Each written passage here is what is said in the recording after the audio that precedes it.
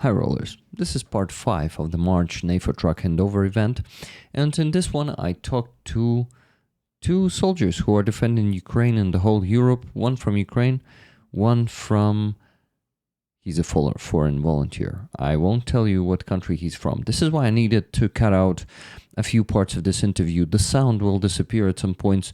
It is meant to be like that. It is censored. Okay guys, so I will just ask you to please enjoy. Hey guys, I am also managing to talk to some soldiers today, and these are two awesome guys from one of the Airborne Brigades, as they told me, and their call signs are... So guys call me Jackson. I'm Rick. Yeah, nice to meet you. Jackson, nice to meet you. Poker. Nice to meet you too. Poker and Jackson, okay. So you have different stories. And one of you, I guess, is Ukrainian. Yes, I am. Yes, you're Ukrainian. Awesome. I'm actually from Kyiv, so I'm... You're from Kyiv? Yes. So you're at home right now? Yeah. For how long do you serve? I'm serving since 2022. So obviously it's been about 3 years. So you're a volunteer? Yeah, well, I may say that, but in my opinion, when the full-scale war started, every man in Ukraine was supposed to, defend their country. So in my opinion, it's not if you voluntarily go to serve, it doesn't mean that you are not obligated to do that. I was obligated to do that. So in my opinion, it's not some kind of heroism or something like that. It's just what we should do as citizens of this country, and that's why I'm here. Thank you for your service. Thank you. Thank you for taking it this way. It's really admirable. So you went through some infantry work probably too, yeah, right? Of course. It all began with that. Now you guys are okay to talk about your work right now, right? Yeah. You work with drones, right? Yeah, we do. What kinds of drones, if it's not a secret, or all kinds? It's FPV drones. FPV drones, particularly, yeah. And well, okay, I know one. That's a tricky one. I have some questions, but since we're not talking about what brigade you're from, I cannot ask those questions. But okay, I have more questions to you, but maybe you shortly introduce yourself. Poker. Oh yeah, so I arrived in 2022, like few months after the war started. Are you okay to tell us what country you're from? I wouldn't specify. So, okay, no problem. Yeah, but yeah, like after a few months when the war started, I did 2 years infantry, and then I got into Airborne Brigade and started doing FPV drones. So it was about a year ago. Yeah, plus minus. Yeah. So are you guys pilots, both of you? No, we're not. But it's actually that doesn't really matter so much. Well, first of all, I need to say that he did in infantry more than me. So he's more hero than me because it's a really rough job and everything. And in terms of drones, there are all kind of different roles in drone teams, and I don't like. People always are talking about the pilots, but actually there is always a big team behind that, and there are people who are also working in the rear to make drones, to set them, to prepare them, to also upgrade them, because of course the needs of current war, they require the drones to be much more up to date than they are usually by default. So yes, we also have a team, always a team that works on every operation, and it includes operator, navigator, engineer, and some and a driver. And a driver. Yeah, but we usually compare the drive, like someone can drive, and it's always better. You combine them. Yeah, it's always better to have someone who can not just drive a car but also work on position. Yeah, it's very beneficial. It's always better when you have less people working on position, obviously. Yeah, because of the danger, right? It's better to send less people because... First of all, it's easier, right? You can fit more people Into the in car, the car, right? And more equipment. Yeah, and you need less space on position because sometimes we're working from some basements, sometimes we're working from blindage. Obviously they are, it's quite a limited space, and you also have a lot of equipment there. So it's always better than when you have like less people on position. Yeah, understandable. Okay, so FPV drones is a very efficient tool. Yes, it is. It's, I think, the most efficient these days. Of course, the power of the big FPV drone, let's say 10-inch or maybe even the bigger one, it will not match with 155 millimeter Yes. shell. But still, some blindages are being blown up completely It's destroyed. very precise. And Yeah. the precision is a key in the modern war, obviously. Because of course even 155 can be very precise when we are talking about some really good like Archer system Or or Excalibur. Excalibur, obviously, but they're very limited, and we depend a lot on that from our allies. Obviously we couldn't rely just on that, and we need to use some tools some tools that would allow us to be more independent of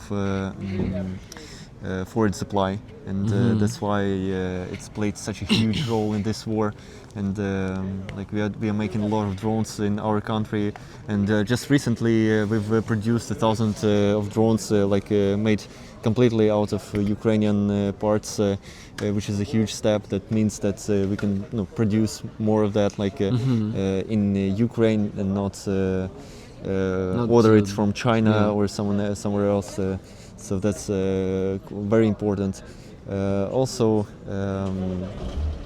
it's just more mobile, right? Because it attracts less attention when you come in a car like this, for example, to position and just hide everything in the basement and then work from there, rather than you bring a big fucking cannon. Oh, I'm sorry. You can say those words here. I have no. I have no fucking censorship here. Alright, cool. I'm not bleeping anything, so yeah, guys, you can swear. Huge ass what? Huge fucking cannon. A huge cannon. Yes, if you bring huge cannon, it's a very it attracts a lot of attention for Russians, and they use they use all kind of reconnaissance drones.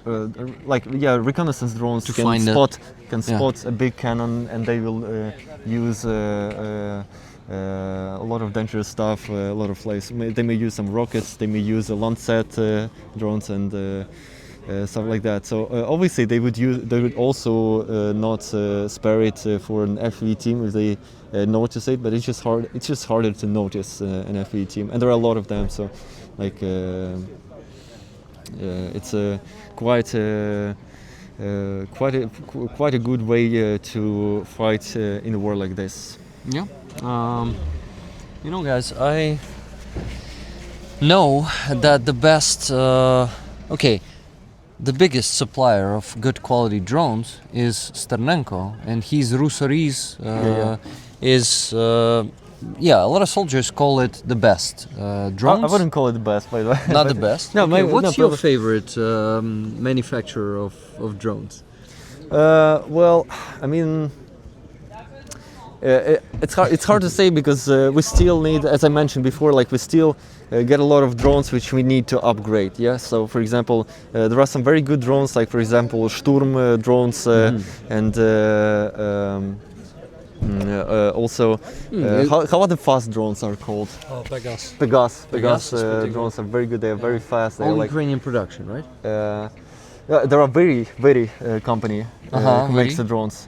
They are making the drones out of Ukrainian parts, and they are doing a lot for that. So very drones are also very good. That's but cool, it still requires us to upgrade some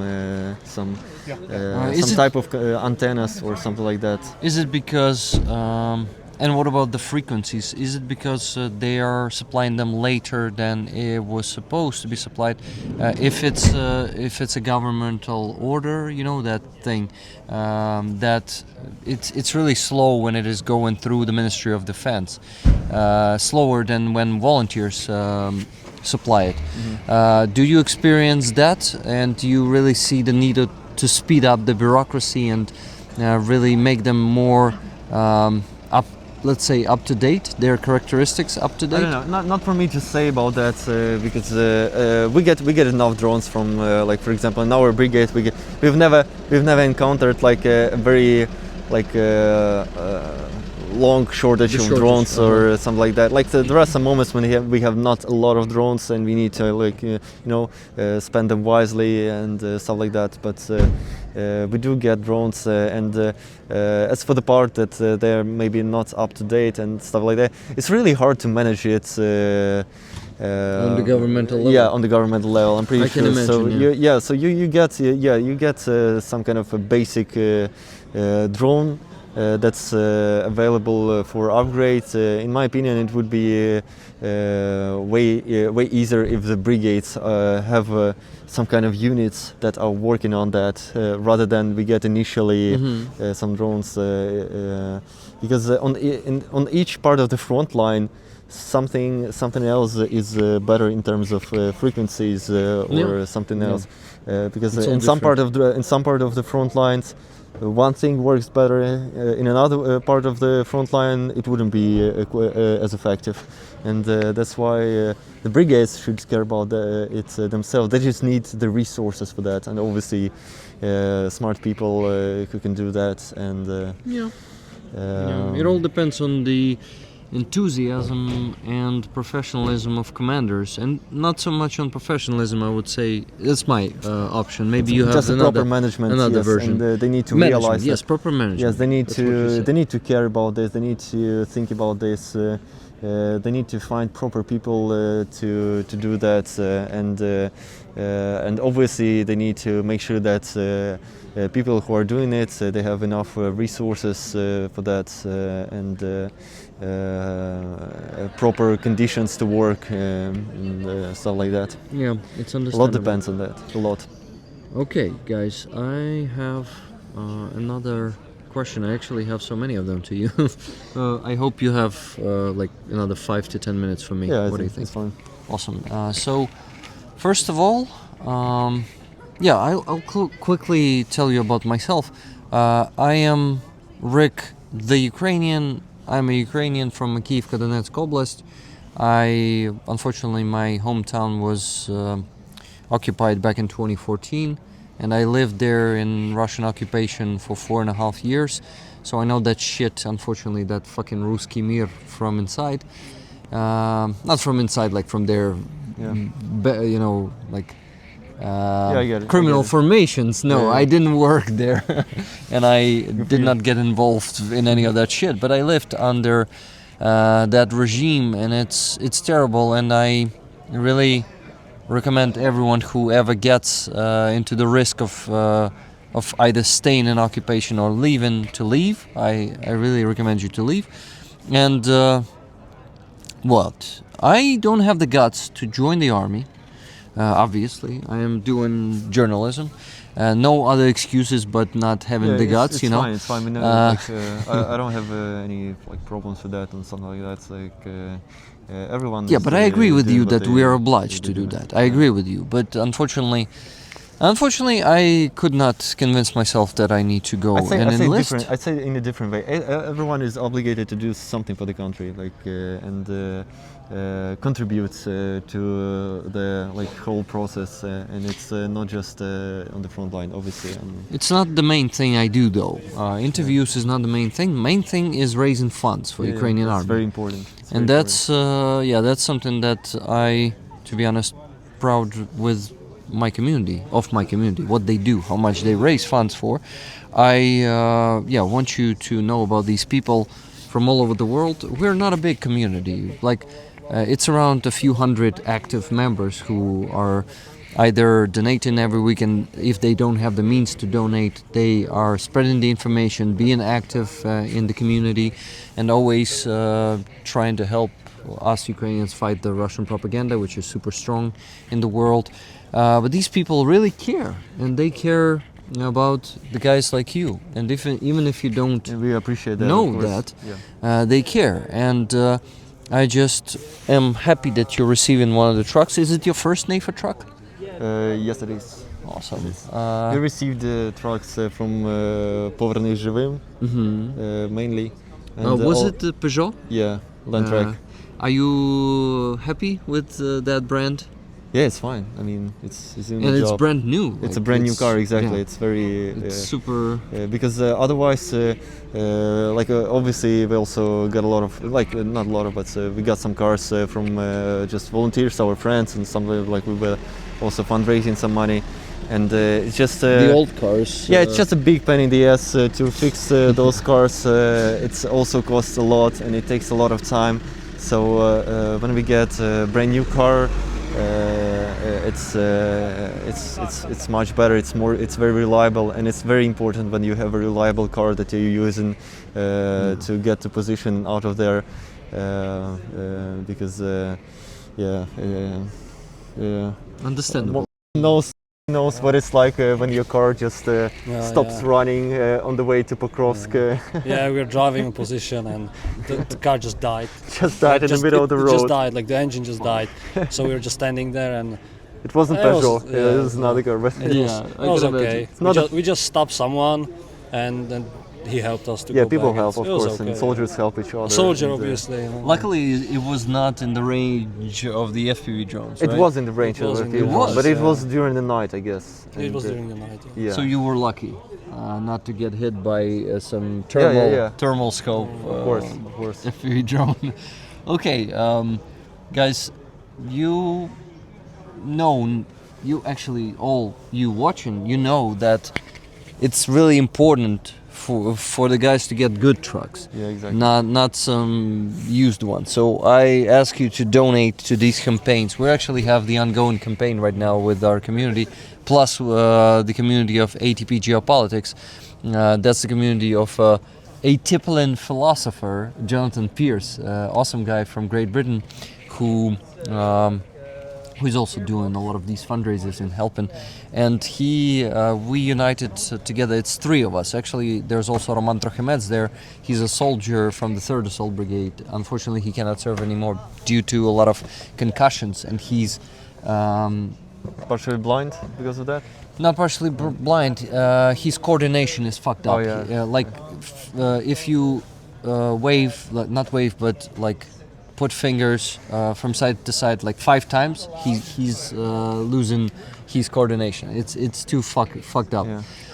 Unfortunately, so he cannot serve anymore, but he's raising funds with me and other communities now, and we are raising funds for 4 trucks right now. A big fundraiser, but it's a bit stuck, so I urge you and call you to donate to that campaign right now, guys. Please, it's gonna be the first link in the description of this. Okay, I can say that obviously nowadays donations, all kind of donations, including for the cars, it's a blood of our army, and so every person that donates money, it's the same kind of thing when you donate your blood to those who need it, and obviously we admire those who are helping even with some small donations. As we always say, there are no small donations, and it's very important that just like more people contribute to that. So I'm asking, of course, obviously, I'm asking everyone who still have some doubts or about that, like where this money are coming to, like if whether this money would actually like give something that army needs. Then yeah, I definitely confirm that we survive. A lot of people survive on the front line because of good cars that can carry them, and that's very important. That's saving lives, and that's keeping it's keeping the defense of our country. So yeah. Well, you speak so few, so maybe I ask you something. Oh yeah, like so I would just say like about the car. Like car is like important thing, but because of the FPV drones and all that stuff, I would say the rep is one of the things that is the most important. So like I almost got hit by FPV when I was going on position. By rep, you mean electronic Yes, warfare? yeah, electronic war. You got yes. hit by an FPV? Almost got hit. It was just behind our car, and I'm pretty sure that it got jammed on the way. So, like, car is very nice. It's always good, and we are glad. The rep systems are something that will save us against the FPVs, because FPVs are one of the things that are like doing the most today, you know, and everyone is using FPVs, you know, and there is a lot of them. Like for example, like when there was some Russian on the field, like there is like 5 FPVs after him, you know, and sometimes it's the same thing for us, you know. There can be like when I almost got hit, that was the first FPV, then there was the second one that I had to run out of the car, and then there was the third one and fourth one looking for us. So 2 FPVs almost hit us, 2 others were flying around looking for us. It's just like the rep is something that people should actually start thinking about a lot. The Ukrainian army is obviously doing that, but also around the world people should realize how like important that thing is. Yeah. There's You're an totally invisible right. an invisible dome that protects, and it's also very important that a rep is up to date, and it covers those frequencies that are used by Russians, because trust me, Russians are using very untypical frequencies, and they're very good at that, unfortunately. But we should just accept it and realize that we need to be covered with a proper electric warfare that can handle such kind of drones that they're using, because yeah, obviously it saves lives and it matters. Yep. Guys, when you were in infantry, what specialty did you have there, if it's not a secret? Yeah, I was just honestly, but when I was there, I was just a typical Rifleman. yeah, rifleman. Well, that one. Yeah. Guys. So in my documents, I used to be an assistant to the machine gunner, but like it just wasn't working like that always. I was carrying a lot of different stuff, and everyone was just doing different kind of roles, and we were just you know, sitting in the trenches and just waiting for Russians. If they come, we just shoot, try to shoot there, and that was kind of a job. So you experienced some of their assaults, right? Yeah, we did. But those cannon fodder assaults, meat grinder. Yeah, of assaults, course, right? we were shelled a lot. That's part of the job, to get shelled and just try to survive those. I can imagine you also have concussions. Yeah, because of that. I had some, yeah. And but I had also air pros, like not the big ones, but like the plugs. they help. Yeah, they do. That's They do really actually. Cool. That's really cool. Okay, and what about your infantry days? Same shit, or Like probably something like to tell us? some small things, some big things. I don't know. Like just Were you also a rifleman or maybe a machine gunner? Yeah, I was or- like rifleman, but like generally people are just like learning everything. Like it's not like I was with people that are like, oh, I had like Ukrainians, and they had I don't know, like 2 weeks of training, and I had to learn, like I had to teach them how to use machine gun or something, because they just told me I don't know how to use it. So everyone should learn everything every single time. Yeah. So yeah, I was rifleman, but it's like, hey, use machine gun, use RPG, use like, you know, different types of stuff. So Yeah. it was everything, like they just show you something, you just have to use it, And that's how it should be. That's how it should be. Every soldier should be a universal soldier, and that's actually what gives you the chance of survival, in my opinion. Yeah. If you can use every weapon, if you can use how every weapon sounds, you know, because when the enemy is using something against you, you have different ways of reacting to that, right? Yeah, So yeah. that's probably should be important. or I don't know. It Maybe is. I'm just It is important. maybe I'm just delusional. But you say it's important. Okay, I take it as a confirmation, guys. I wanted to give you my patch, and Oh, nice. I'm actually collecting the patches. Thanks. awesome. Thanks. Cool. So Looks really nice. if you need one for the rooftop, one extra, I can give you one extra if you want. Yeah. Do you need one extra? I don't like. It's fine for me. I just Okay. I just use it for my album. I have album for patches. Oh, album for patches. Yes, yes, Awesome. there are some. I'm collecting it. So you're Yes. is it like with Velcro inside? Yeah. You have Velcro pages, and you just put it there. Guys, soldiers are collecting patches just like you do, so you're not different from them. It's really cool. I'm Just give happy. me an address here where you can send patches and. Yeah, to you, right? Nova Poshta? Yeah, I'm joking. But Yeah, I know that he's joking, but why not play along with it, right? So, I don't want to keep you here longer. It's been 25 minutes. Wow. I want to thank you for talking to me. It's really always a pleasure, and for my viewers, who are people who care, who are not indifferent, to hear your stories. Last two questions. What were you doing before the full-scale invasion? Where did you work?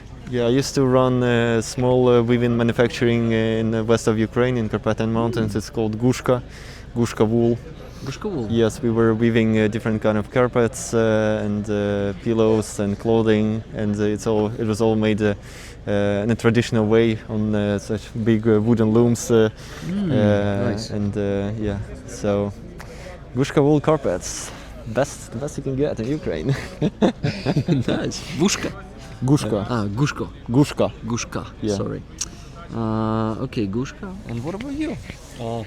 I kind of just finished school, high school. Then I was applying to being a soldier or police officer, and in the meantime I was just working like with my friend just a little bit. And then I just went here. So obviously I'm not fuck, I just said it. Probably just cut it. I will have to, yeah. So I will just start again now. No, It's fine. keep going. I'll keep bleep going. it, probably. Bleep it? Or do a quack there. Yeah, so you just know, quack. like, So obviously like I'm not doing that, and I'm here. So when this will end, we don't know what's gonna happen, but like I will start thinking about being a firefighter maybe or something like that, because soldiering, yeah, that's here. pretty similar. And I kind of find out that being a soldier is not something like go and do it because like about uniform or about like weapons and stuff, but it's something like to help and serve to I would say innocent people. I don't think it's even about like my own country, but like people that cannot protect themselves, something like this. But yeah, we will see. We don't know what's gonna happen.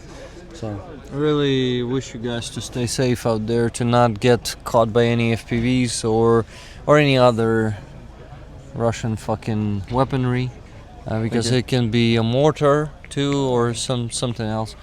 And I wish you the best luck there. And so you're pretty young then, right? yeah, I know. How old are you, if it's not a secret?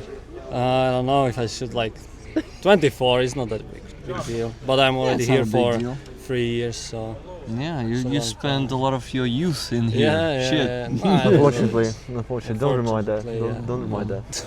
it is what Yeah. it is, so. So probably I should ask you also how old you are. I'm 28. 28. Yes. Okay. How old do you think I am, guys? 25. 25, really? 27. 28. I'm 34 already. Yeah, but I kept my youth a bit, I guess, on my face. Nice. Still, guys, it was really a pleasure to meet you. You see, my talk here is informal. I don't like to be a professional journalist. I like the informal talks because I fucking hate when they're like journalists and just like, hey, let's make some propaganda and some stuff. I fucking hate that.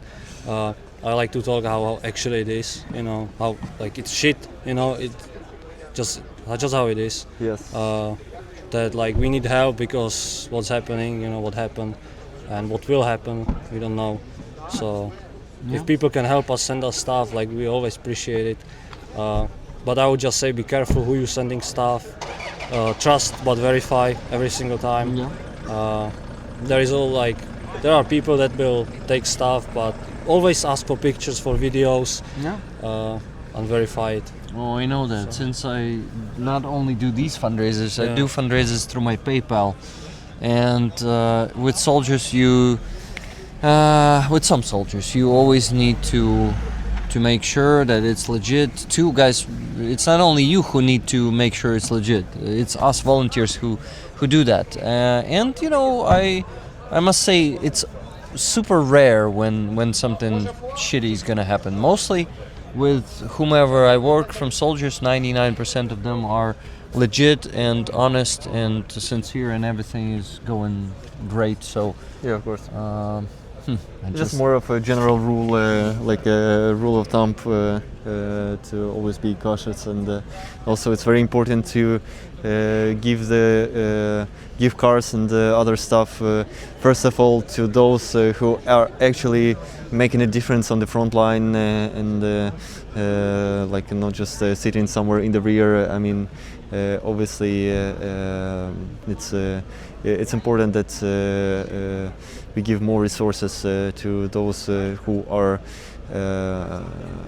like going to positions and fighting there and killing Russians and providing results.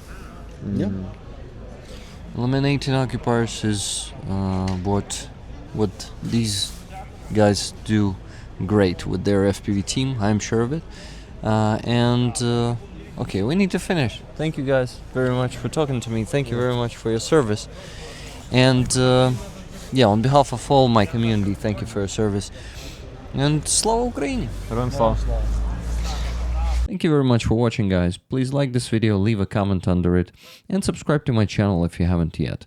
And if you want to get a chance to get this patch on the raffle, Aeroskife, the one from Aeroskifs, awesome rubber patch this week.